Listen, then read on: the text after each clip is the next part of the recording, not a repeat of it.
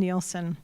Braxton is from Roosevelt, Utah, where he lives with his beautiful wife, Heather, and new daughter, Jaida. He grew up loving the outdoors, where he did a lot of camping, hunting, fishing, and working on his family's ranch with his dad and family. He excelled in sports and was a three-sport athlete throughout high school, where he received all-state football, basketball, and baseball recognition and awards. In college, he joined the rodeo team and now enjoys team roping. He is very close to his family and friends and enjoys building new relationships with people everywhere he goes. And I think you'll see that during his presentation. His motto, "We were born to succeed," has been a quote that he has lived by and believes in. Braxton wants to share his message about hard work and resilience and how to keep positive and overcome setbacks and challenges. Please join with me to welcome Braxton Nielsen.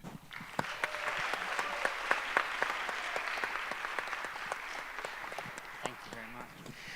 What's going on, everybody? How you guys doing today? Doing good? You excited to be here? All right, this is your number one rule when I speak today. If your neighbor starts drooling or whatever, just make sure you clean it off them, give them a little slap on the cheek, keep them awake for me, all right? I'm just kidding. I'm just kidding. Before I start my presentation, I better make sure it actually loads up here. Hold on. Is that on? Is that working up there? I don't know why or what I did. Should I end it and reopen it? I don't know what happened. You guys come on in. We haven't even started yet. It's about to get to the good part. Keep coming. Come on in. Uh-huh. It was working before we started. Should I unplug it and plug it back in?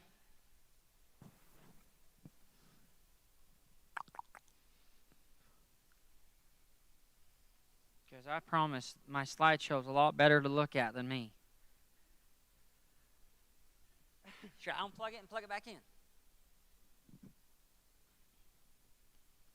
Okay, remind me your name again. Tyler. Everybody give Tyler a round of applause. Come save the day. Huh? Okay, Tyler, well, you're figuring that out. I'm going to get started on, before I get speaking, I truly believe that all of us, every single one of us here, have talents and abilities. And sometimes our talents and abilities are very different from each other. And I'd like to share some of my talents and abilities that probably are a little goofy. First one, have you guys ever been to an auction? Anyone ever been to an auction? Right? Well, here's my best impression of an auctioneer. All right, ladies and gentlemen, we're coming to lot number 21. Let's bring them in. Let's sell them. Happy to there, one. Happy to one. Happy to there, two. Now take it in two, not three. Happy to there, four, and five. Now it's your turns. Happy to there, $6. Happy to there, $6. Happy to there, $7. $8, now $9. $10, $11, $12. Happy to there, $13. Happy to there, put it on. Let's go and sell them. There's my auctioneer. Not too bad, huh? How many guys have been to like motocross? Anyone like motorcycles? I used to love them. I used to have a 450 YZ. Oh, it was awesome. But this is my motorcycle. Best impression. I wasn't the best at riding them, so I have to do an impression of them. Ladies and gentlemen, let's start your engines. Ready. And then, as like they hit the whole stretch, they come around the first bump, they got the whoops, and then they hit the double. Here, go there with me in your mind. You're on your mark. Get set. Go.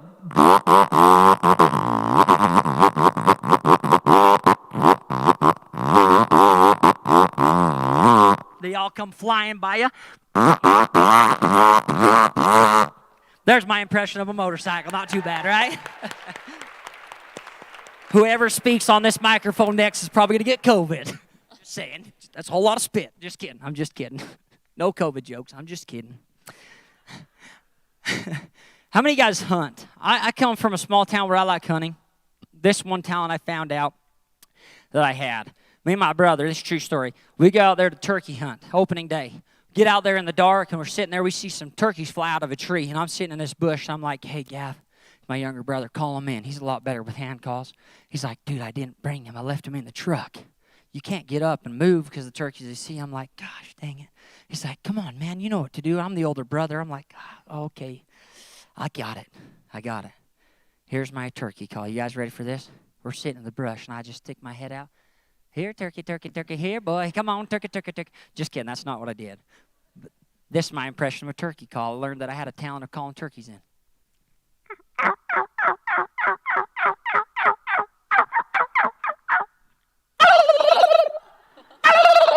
come running 9 out of 10 times every time. There's my impression of a turkey call. Not too bad, huh? Talents, abilities. What's up, Coach?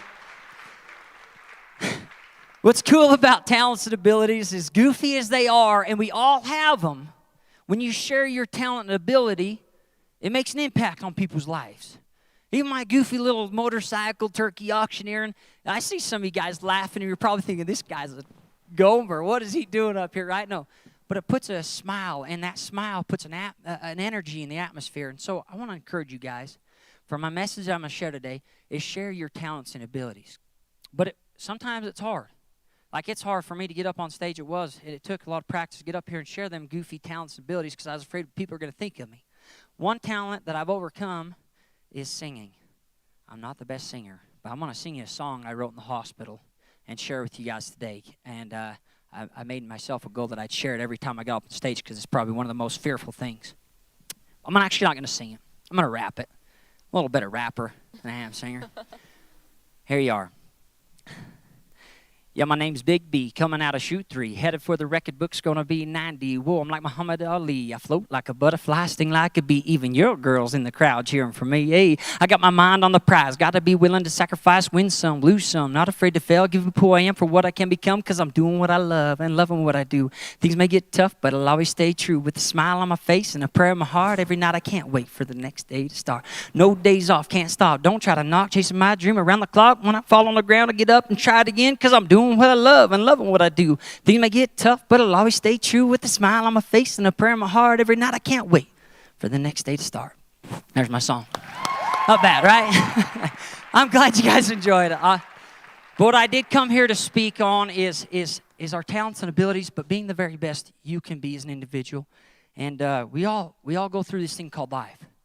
And we're all at different stages in life, and we have these experiences in life, and I want to share my experience that truly changed my whole perspective on life, and I'm very grateful for a challenge we overcome. Oh, they got it up. Now let me open it. I'd like to thank my beautiful wife. She's here today. It's pretty neat having her by my side. Heather. And this little experience that I went through that I'd like to share with you guys today. My dad always told me, Braxton, you're born to succeed.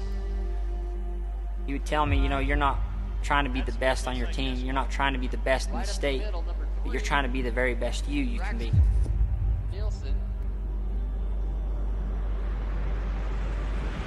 And my dream of becoming a world champion bareback rider was getting closer and closer.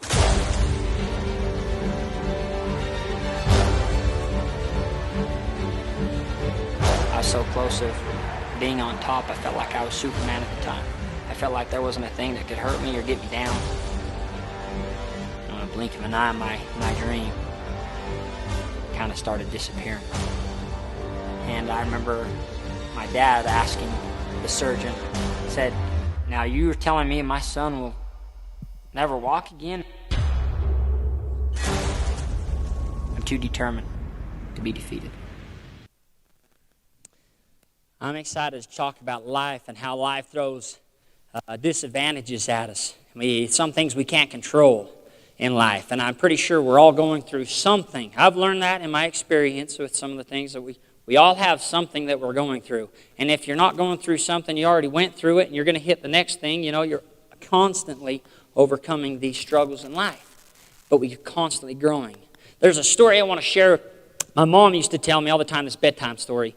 It's about this big old boulder, this big, huge, big rock. Just a stone in the middle of this town. And people started building their houses around it, and all of a sudden this big old stone, this big stone rock became a burden because they wanted to build houses next to it. And it's just, right in the middle. And they're like, all right, let's just blow it up. Put some dynamite in it, poof, get rid of this thing. They went and stuck some dynamite in it, blew it up, and it made a little indent. Made more of a mess than it did anything else. It just chipped off little pieces. So they're like, you know what, let's just leave it. It's right in the middle of the town, this big old stone, it's a burden. Well, there's a kid that lived on one side of it.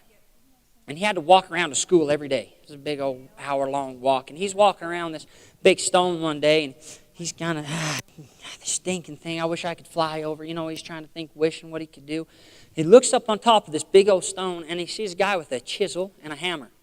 Ting, ting, tink. And he's like, what is that? That guy's not going to chip that rock down, you know. So he keeps walking to school. Weeks go by. Every day that guy's up there with a hammer and a chisel. Every day. A year goes by. The kid's walking around there. About halfway down, he sees that guy up there still hammering a chisel. They just ting, ting. Rock chips are falling off, you know, hitting the ground. He's thinking, what is that guy doing? He's been there forever. The next year comes by. He's walking around one day. Gets just the edge of this big old stone, this big burden in his life that he has to go around every day. And he sees that man has chiseled out a thing. And the moral of the story that I'm getting to is when that kid came around, he's like, hey, mister, how'd you know there was a man inside that boulder? Just kidding. Okay. The moral of the story is that by small and simple efforts, we start to find out who we truly are. By small and simple things, day in and day out, continuously chipping away at our burdens, you find out who your true person is, your true character. And you guys, I get emotional because I truly know the people in our lives, there's things that I don't know about you that you're going through, but I can promise you, if you'll hammer, just chip away at it, your character will grow. You will become a stronger person just by working at it day in and day out. A little bit about me before I get too far on my experiences. I loved it. As a kid, I loved life. I really loved it. I played basketball, football, baseball. Went on a mission for the Church of Jesus Christ of Latter-day Saints to New Jersey speaking Spanish. And I came back at 22 years old, and I didn't know quite what I was going to do. I had some opportunity to maybe go play basketball or football. And it's kind of in a limbo stage, and I met a guy named Casey Field. Casey Field is like the LeBron James. Everyone know who LeBron James is? Michael Jordan. Casey Field's like the Michael Jordan of rodeo. This guy's a phenomenal athlete. Well, I met him one day, and he's like, hey, Brax, you're 5'8", buddy, 150 pounds. You're not going to the NBA. And I remember being like, what? I don't know. I'm like Spud Webb. He's like, bro, you're 150 pounds, 5'8". You're probably not going to the NFL. And I remember being like, you don't know who I am, man. He's like, why don't you try riding bucking horses? I was 22 years old, never tried riding bucking horses. I rode horses growing up and stuff on the ranch, but I was like, you know what? I don't know, man. And he's like, Brax, I'll help you. I'll teach you. I thought, okay, I'm in a limbo mode. I'm going to try it. Me, I'm a person, I don't know what God did to my brain. He kind of wired me probably a little different where it's like, you could get hurt doing this. I'm like, let's see how far I can go before I get hurt, you know? Well, I go and get on this bucking horse in Spanish Fork, Utah. First one out. Check it out. It's like a jackrabbit. Bounce to the left, to the right, and all of a sudden, whoop. Oh, don't worry. Come check it out. Superman gets up. Wings me. And I remember, I still remember that vision of my looking back and just thinking, Mom! Run to the edge of the arena, and Casey comes over. He's on a bucking horse. Not on a bucking horse, on a pickup horse. And he's like, Brax, that was awesome, man. You did so good. I'm like, did you not just see me about squish me? Like, I was freaking out. I was shaking. It's the first time in my life, really, that I actually was, like, scared. And he's like, hey, go get your rigging, which is the thing you hang on to. Put it on the next one. We got another one in the pen. And I remember being like, you want me to do that again? So this, this amazing athlete, 5-time world champion guy is telling me to get on another one. He must see something in me that I didn't see in myself. I'm like, okay. I didn't want to be a wuss. I was more intimidated than anything. I go over to this next horse, and I'm putting my rigging on. I'm putting that thing, and I'm just shaking, thinking, what are you doing, Braxton? What are you doing, man? You should be on the basketball floor. No, I don't know. And I remember thinking, I can't do it. I can't do it. It's the first time in my life I actually, something has blocked me from believing in myself. These other guys come and help me put my rigging on. They put my cinch on, and I'm thinking, I climb over the chute, and I'm getting on this next horse, and I run my hand in. Everything's set. Casey's sitting there. You got it, dude. You got it, Brax. You got it, man. I'm getting ready to nod my head and turn out, and I stop, and I'm like, hey, Casey, I can't do it, man. I'm scared. And all of a sudden, I hear clink, clink, and the gate comes open. Casey told him to open the gate, and all I had, the option was to slide forward, put my hand up, and ride the horse. It ended a lot better. I wish they had had that one on video. Why I tell you that story, though, is because I realized something. I made an 8-second ride. I got off on the pickup man, put my feet on the ground, and it was like the coolest feeling ever. It lit my soul on fire, overcoming fears. And I realized that day that fear is the number one thing that will hold us back from accomplishing our dreams. The fear is the number one thing that will hold us back from creating so many amazing ideas in this universe. Fear is the one thing that holds us back from relationships or whatever it is in school or whatever you're going through, fear, that thought of fear. And I promise you, as you chip away at that fear every single day, the reward is so worth it. It lit my soul on fire after I rode that second bucking horse. Man, I'm going to skip through this. And I decided that's what I want to do. I created basketball out the window, football out the window. I wanted to be the next champion. I want to be the world champion bareback rider. Like, it lit my soul on fire overcoming that. And I decided I was going to create, let's see if I have it in here. Nope. I don't know why it didn't pop up. Let's not say. I want to talk about, if you have a note, if you have your phone, I want you to write these 3 things down real fast. If you'll write these 3 things down. A positive mindset will take you further in life than you ever thought was possible. Positive mindset, key number 1. Number 2, hard work ethic. Hard work will always pay off. Number 3, support group. You have to have a support group. Those 3 things, positive mindset, hard work ethic, and a support group. And the coolest thing about those 3 things is you're in control of them every single day. You can be in control of your mindset right when you wake up to when you go to bed. You can see where you want to be. You can see what you want to do and what you want to accomplish. If you can see it in your mind, you can hold it in your hands, ladies and gentlemen. The second thing is you can control the effort that you put into your classes, into your relationships, into your school, into your jobs. Every single day, you can control what you want to give, that effort that you want to give. And the third thing is that support group. You're in control of who you want to put in your lives and who you want to pull out.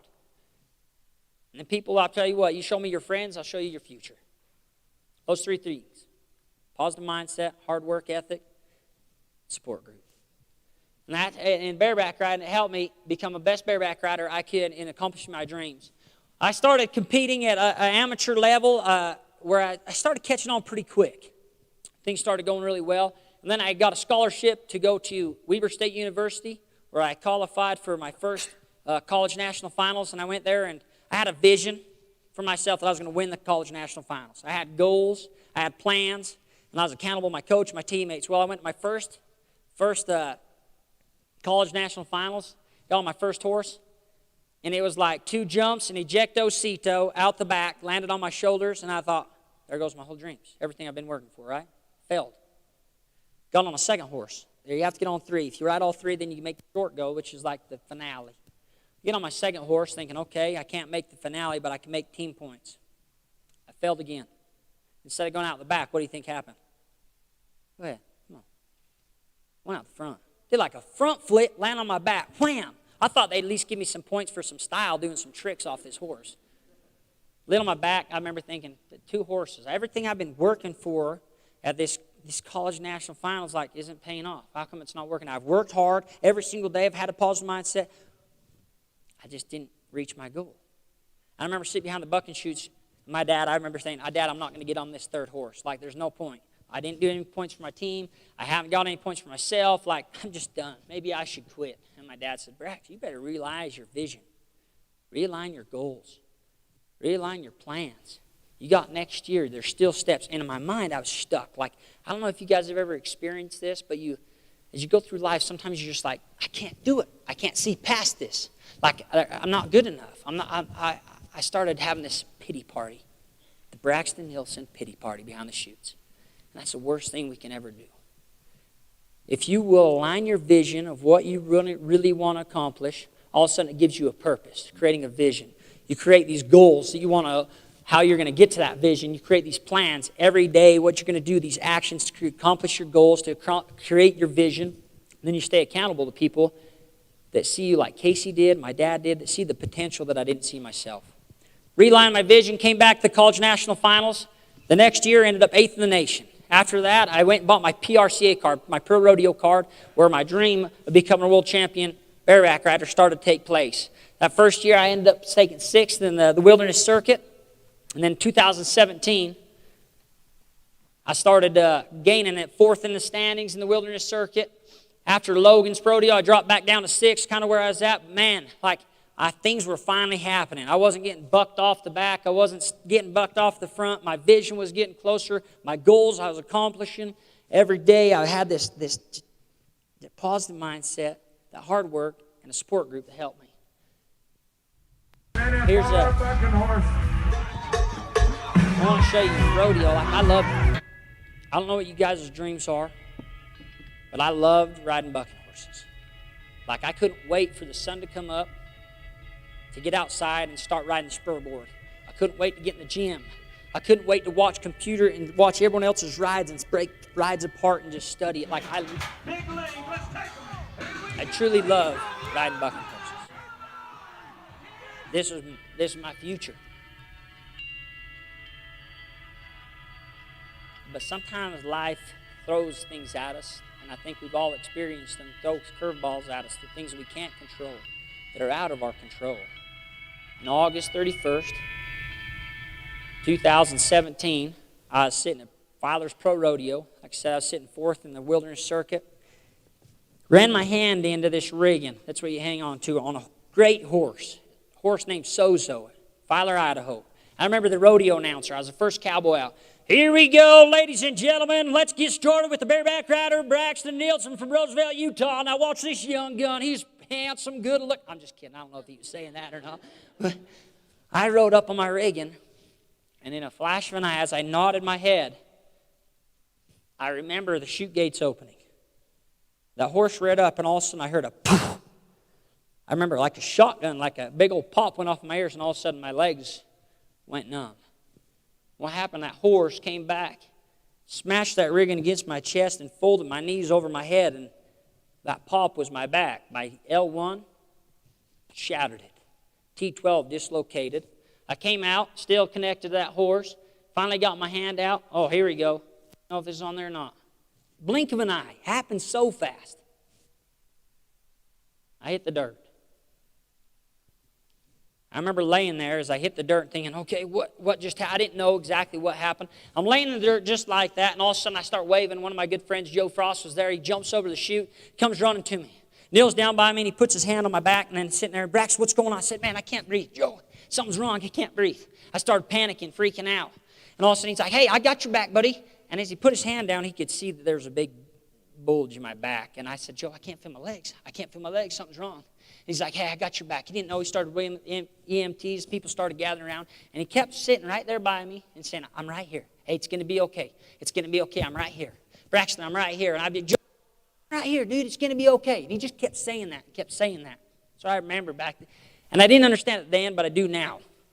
That Joe Frost is the kind of friend that we all need to be. That when you see someone down, I'm not saying maybe in the middle arena, but maybe in the hallways or in your classroom or at home or whatever it is, your jobs, you see someone that's down and out, you can walk up to them.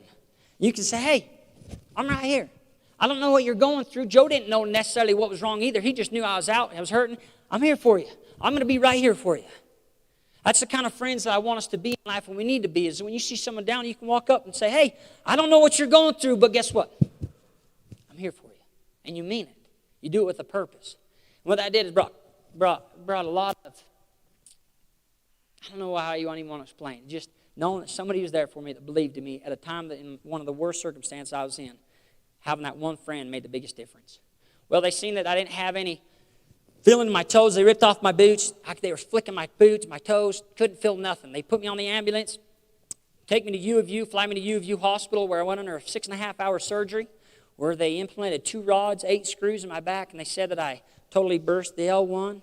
The T12 was dislocated, and my spinal cord was at a 180 with a pinch severely. Doctor came out and told my mom and dad, Braxton, Rick's my dad, Kathy, my mom, Rick, Kathy, we just had an awesome surgery. We took care of him, everything lined up, and they're like, okay, is he good? They just thought like a broken arm. I broke my back. Said that spinal cord was pinched severely. Your son's going to be wheelchair bound.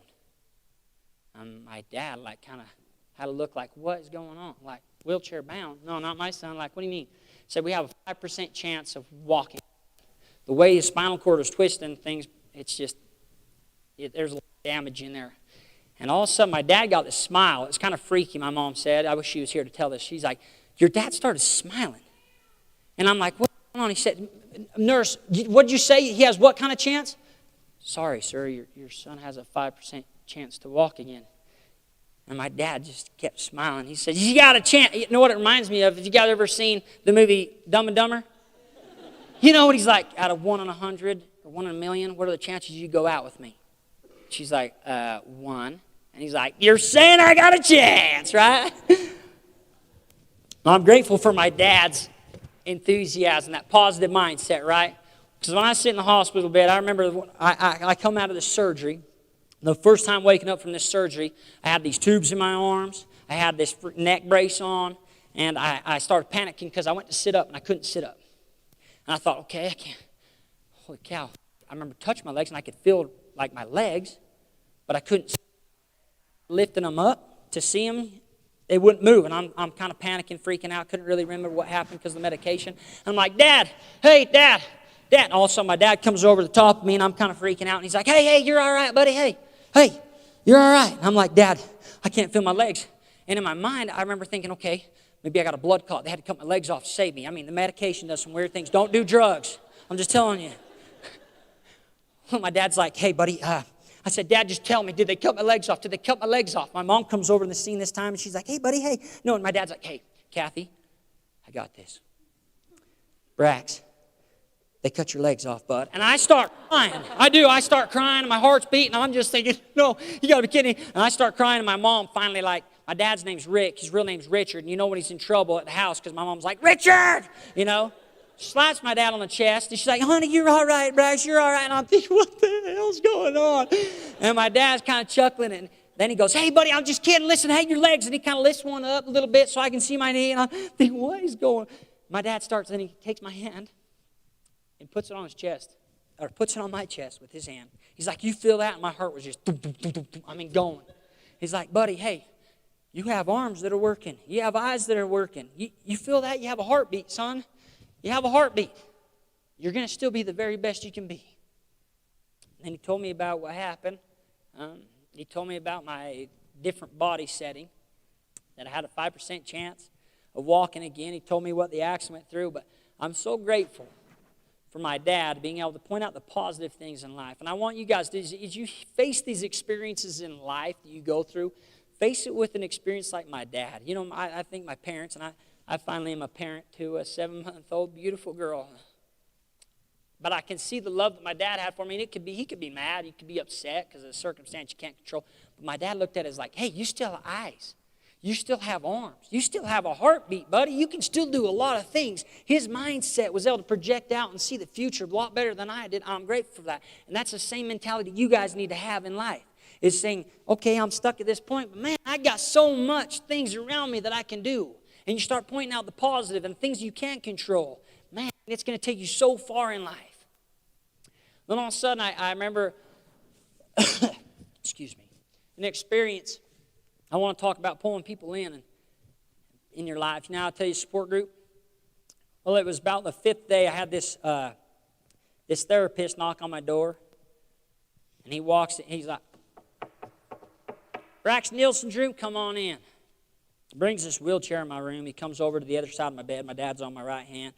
Brings this wheelchair in. And he's like, Brax, we're going to lift you up by your bum cheeks and your back shoulders. We're going to lift you into this. We're going to go down to therapy for the first day. We're going to teach you how to train in and out. We're going to teach you how to use a wheelchair, your new body. From my belly button down, there was no feeling, nothing. I mean, when that horse squashed me, it just took the feeling right out, nothing. So he's like, all right, I'm laying in my bed down. He puts his arm underneath my back to kind of sit me up as he's going to move my legs off the bed. And he's going to put me over his shoulder, lift me up by haunches, put me in the wheelchair. As he gets just underneath the back of me, kind of wiggles that, starts to lift me up. He gets close enough where I reach up. I grab this therapist by the collar of his shirt. Boom! I pull him down. I still remember his eyes. You know, like them squeaky toys you squeeze and their eyes pop out? His eyes got huge. I don't think anybody's ever done that to him. I grabbed him. I pulled him right down to him. I said, Mr. Therapist, I'm something unique. And it's the drugs talking a little bit. I'm just saying. Mr. Therapist, I'm something unique. I'm something special. If you don't believe that I'm walking out, I have a 5% chance. I'll do anything. You teach me how to do it. But I'm walking out of the hospital. If you don't believe me, then please leave my room. Bring in the next therapist that does. And he's like, hey, just going through the motions. Brax, we believe in you, man. He's trying to peel my claws off. My dad's reaching across. Braxton, let go of him. Braxton, let go. And I was like, Dad, he needs to know. I pulled him, and I kind of like grabbed him a little more firm, pulled him down. I said, Mr. Therapist, I'm something unique. I'm something special. I have a 5% chance to walk out of here, and I'll do anything you tell me to do. But if you don't believe I'm going to do it, please leave my room. Bring in the next therapist that's going to believe in me. I have a friend support group that believes in me. I have a family that believes in me. I need to believe me. They don't know how to get my legs back. You do. I'll do it. He changed his whole perspective. He knew that I was willing to work hard. You guys, I tell you this story because it was pivotal in my whole process of pulling people in. If you forget anything I say, ladies and gentlemen, today, if you forget this goofy speaker that came and spoke, I hope you can leave these doors with one thing.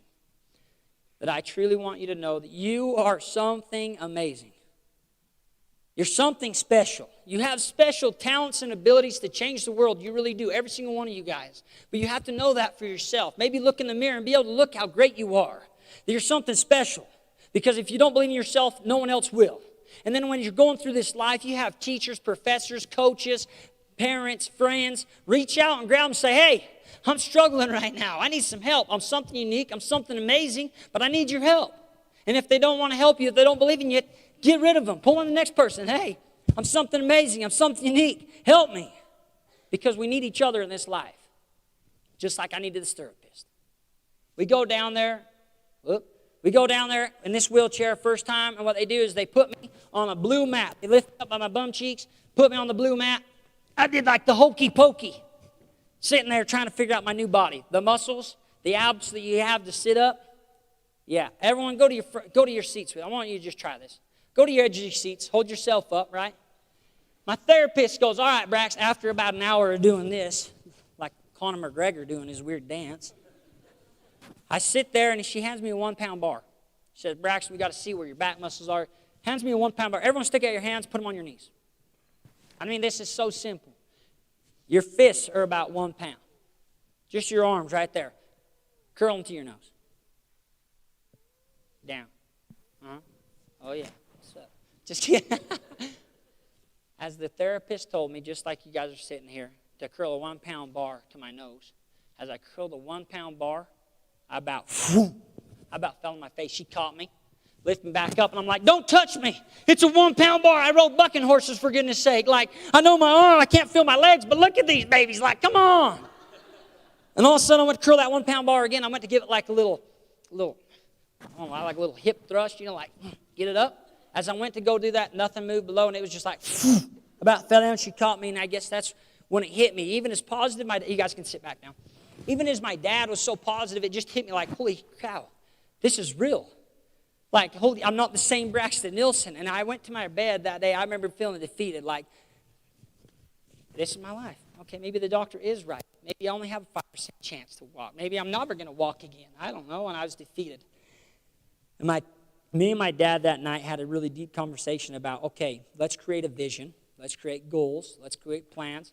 But one thing that we created that has changed my life, and I hope will change yours, is something you control is being 1% better every single day. There's 365 days in a year. And if you're better today than you were yesterday and better tomorrow than you were today, you're going to grow. Just like I told you that hammer and a chisel at the very start of the speech, working at yourself, 1% is all it takes. Just to continue the little process, the little things create a big picture in life.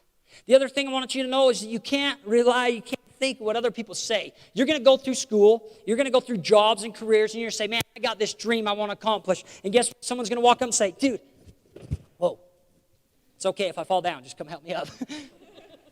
Dude, you have that dream? You're crazy. You're never going to accomplish that you're not good enough. Oh, you want to go to that college after? No, you're not going to pass that class, man. You're not, sorry, you're probably not smart enough. Hey, you have that dance dream, whatever it is, you want to go accomplish them goals? Nah. You're going to have people like this all throughout your life that pull us down. And I'm telling you, that's where you have to believe in yourself and your talents and abilities first. Don't believe what other people say. The only one that can hold you back is yourself, you guys. This universe is a blank canvas. You can be the artist, whatever you want to accomplish. This universe is a blank page. Paint your own picture. Paint your own painting of what you want to do. And that's what my dad tried to tell me. One little thing at a time, Braxton, you can control your future. If you believe you can walk again, well, let's get started by being 1%. When you go down tomorrow, just be a little bit better. Mentally, physically, spiritually, whatever it is. So I went down the next day being 1%. Come on, change. 1% better every single day. And finally, after about 3 weeks, I could finally get some butt muscles engaged that could hold me up. They put braces on my legs, and I'd have a team, the support group, that hold me up. And I started getting a little better and a little better. We'd stand there for 1 minute. The next day I'd come down and do the same thing. 1 minute, 1 second. Get it, kid. Before I about passed, Nice like job, just B. passed out. Next day, 1 minute, 2 seconds. baby, B. Same thing. It's that 2 second, oof, and then I just collapsed.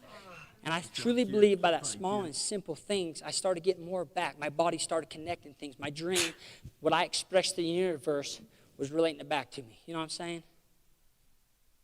And then all of a sudden, I started having other muscles start to develop. I couldn't feel nothing. There's still no feeling.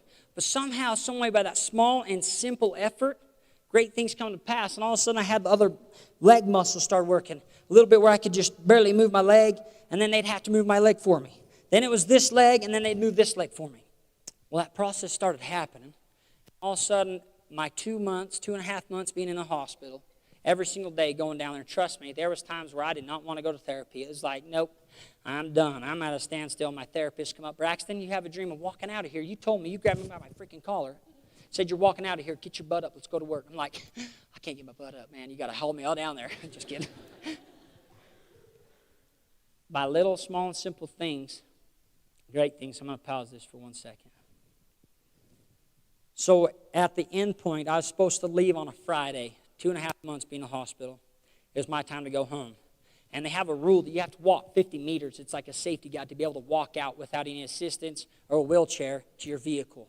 And I had to pass this 50-meter challenge. And so Monday was the day I had to conquer it. Well, my mom and dad came back from work, came from work, and they walked in. I was ready. They strapped some braces onto my legs. And I was sitting there. My therapist came in. All right, Brax, it's game day. Like, it was game day. Like, I was ready to conquer this. And I've tried doing the 50 meters before. I just couldn't. My legs would just, they wouldn't make it. But I was like, today's the day. And it was so cool. Other patients, talking about pulling people in, other patients that were in worse position than I was down there cheering. Brax, you got this. Do it for us. Brax, you got this. It wasn't just about me. And life isn't just about us. But what you guys are doing now and today, it's like, it represents your families. It represents your school, your friends. Like, it's just so much bigger than ourselves. As I got up to start doing this, we had a walker. That's where this video starts walking. This is the game day. We get up. My dad's behind me filming. My mom's in the wheelchair. I got walking. We start on this mission of 50 meters, little by little. And all of a sudden, you see that doorway down there? Let's see if I don't know how to work my pointer. There's a doorway, and I had to take a hard right.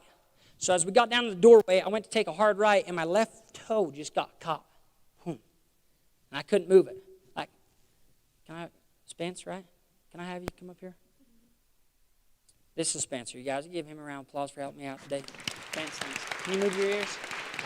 You can wiggle your ears? Oh, hold on. You're not going to be able to help me. Gosh dang it. He can wiggle his flipping ears. All right, just stay there for a second. Can you guys wiggle your ears? Just, okay, then do this. Sit back down. Jeez, you're rude. I'm just kidding. Thank you, Spence. Thank you. But wiggle it. You try to wiggle your ears. If you can, that's pretty dang neat. I can't. Just try it. That therapist back, Brax, just move them. Move your leg. Move your left leg. As bad as I wanted my left leg, my toe just got caught and I could not move. It's just like wiggling your ears unless you're talented. Gosh. I couldn't move them. And so she's, all right, Brax, go back to the fundamentals. She grabbed my leg, and I remember her reaching for my leg, and I thought, don't touch it. If I touch it, she's going to disqualify me, you know? She's like, Brax, go back to the fundamentals. I got you. You're here. Boom. She moved my left leg. I moved my right leg. And we kept going. Kept going. And then all of a sudden, we came across a little rubber pad that was covering an extension cord on that 50 meters. And all of a sudden, my right leg couldn't get over. I couldn't get enough space between my toe and that rubber mat that all of a sudden my right leg quit. I remember being like, I'm never going to make it. Holy cow. I can barely even support. I'm doing a dip on that walker, holding my body up and trying to get my, she goes, Brax, I got you. My dad's like, come on, Brax, just keep moving it. Just keep moving it. Finally, I got across that. She would move my left leg and then my right leg, and I'd fire my butt cheek muscle, and then I was just walking and going. And all of a sudden, it hit to where I don't know how to even, like my body, just like your ears. If you can't wiggle your ears, like as bad as I wanted them to move, they wouldn't move. And I did a dip. I lifted my ground because I thought if I put my feet off the ground, my therapist can't pull my legs anymore. And I'm sitting there doing a dip, and I start crying. I'm thinking, I'm not going to make it. And I could see it. I only had like 10 more steps to go. And I remember thinking, I'm not going to reach it. I'm not going to walk out here. I'm not going to accomplish my goal. And I started just getting really negative thoughts. And my dad walked up to me and he's like, hey, Brax, buddy, don't cry to give up. Don't cry to give up right now. Look how far you've come. You started walking. You got your support group. Look at all these people. I mean, there's just people in the hallway. It was the coolest dang thing. He's like, just cry to keep going. Cry to keep going. Put your feet on the ground, son. Go to work. Put your feet on the ground, son, and go to work. And I remember taking a deep breath.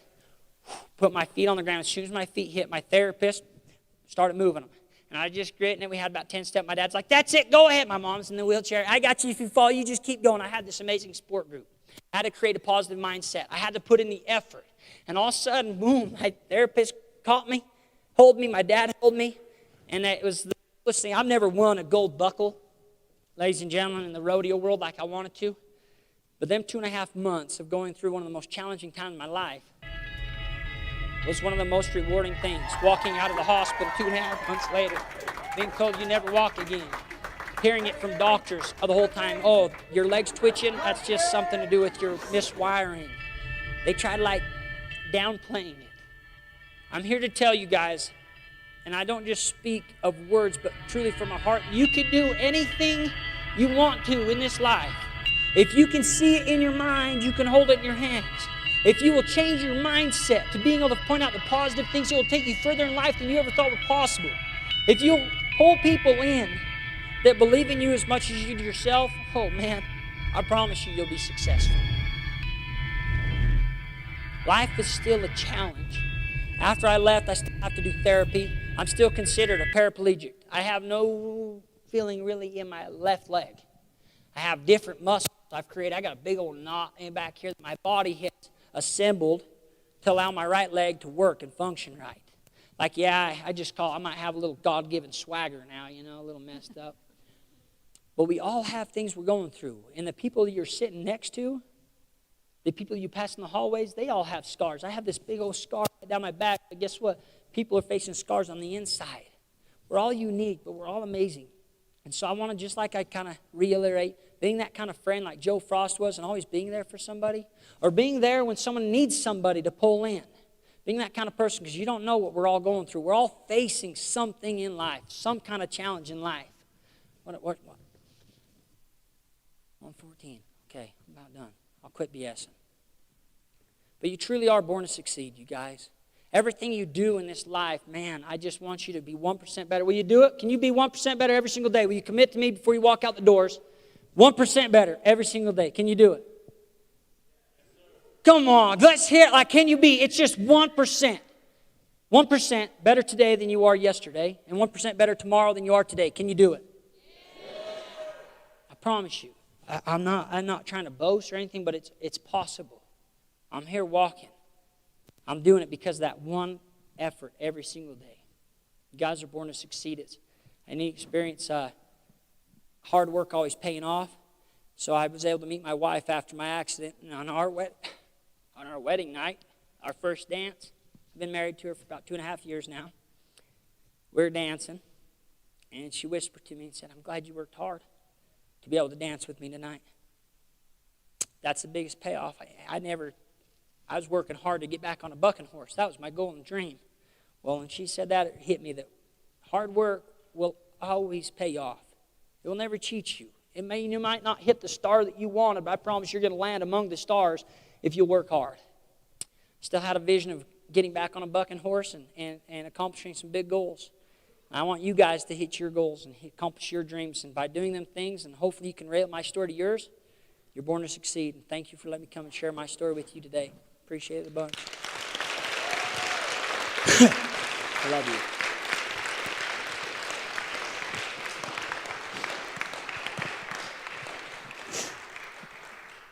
We have time for a few questions. Would anybody like to ask Braxton a question? Yeah. Where are you? Fire away. I'm open. Questions? Yes, sir.